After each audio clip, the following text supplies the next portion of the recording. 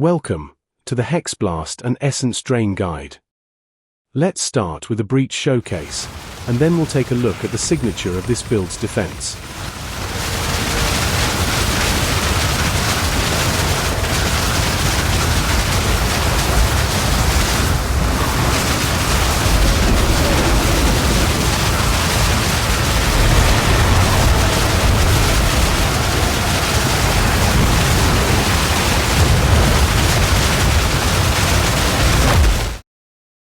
Many of us playing this build are finding it hard to resist stuns, freezes, or damage in general.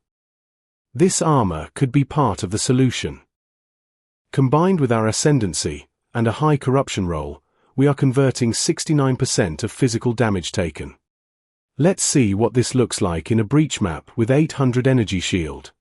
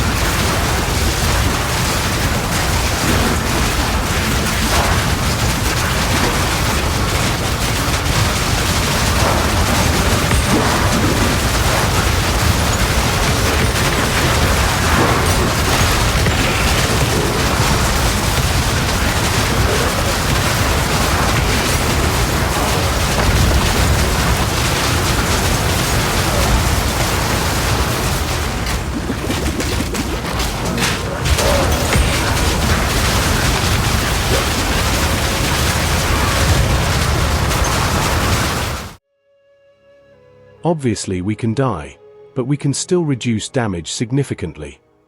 Before we go over the build, I would like to show the different microtransactions available.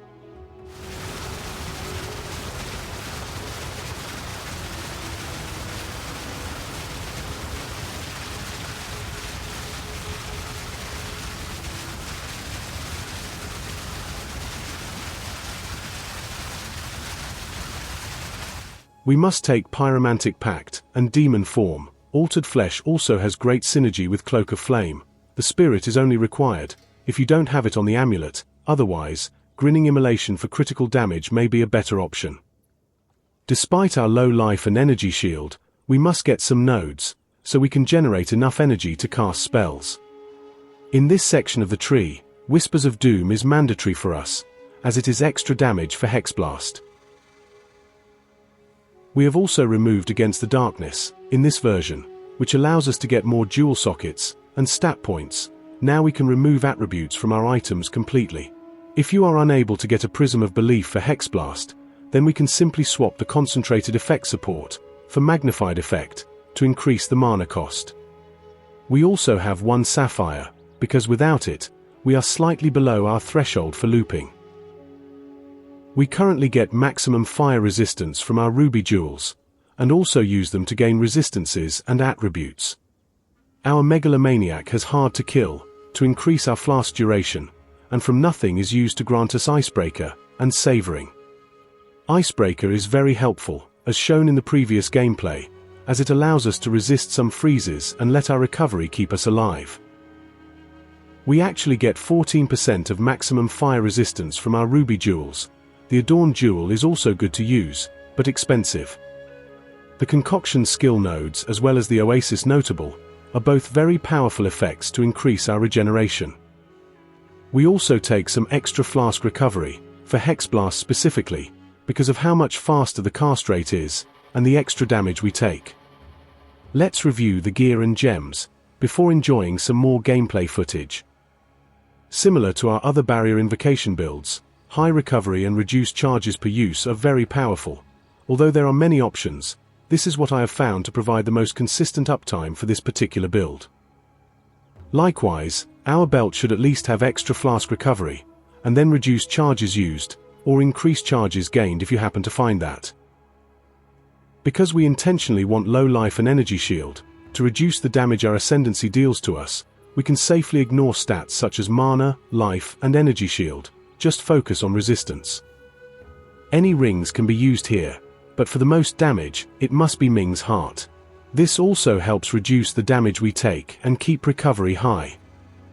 This armor is not only good for low life and energy shield, but also builds which have high amounts, as this will greatly reduce the physical damage we take, and the chance we get stunned from those hits will go down.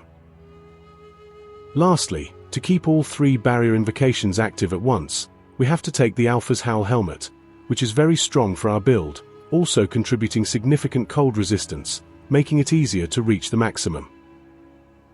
We anoint Heavy Drinker, and aim for +3 spell skill levels. Some resistance is helpful too. Damage recouped as life is also very good for maintaining demon form stacks. If you find yourself with extra spirit, a very effective way to increase your single target damage is to recruit a skeleton and use Soul Offering on him, which can be used in demon form. And with that, let's move on to the gems. We combine Soul Offering with Ablation and Persistence. You can also add Dance Macabre if you have extra spirit for another skeleton. The main invocation we have in this build uses Hexblast, Impetus, Capacitor, Spell Echo, and Concentrated Effect to increase the number of charges and damage. We then have to select some curses, so for this build, Enfeeble is very helpful to add another layer of reduction to our defense, as well as Despair, to make sure we don't need to rely on it in the first place.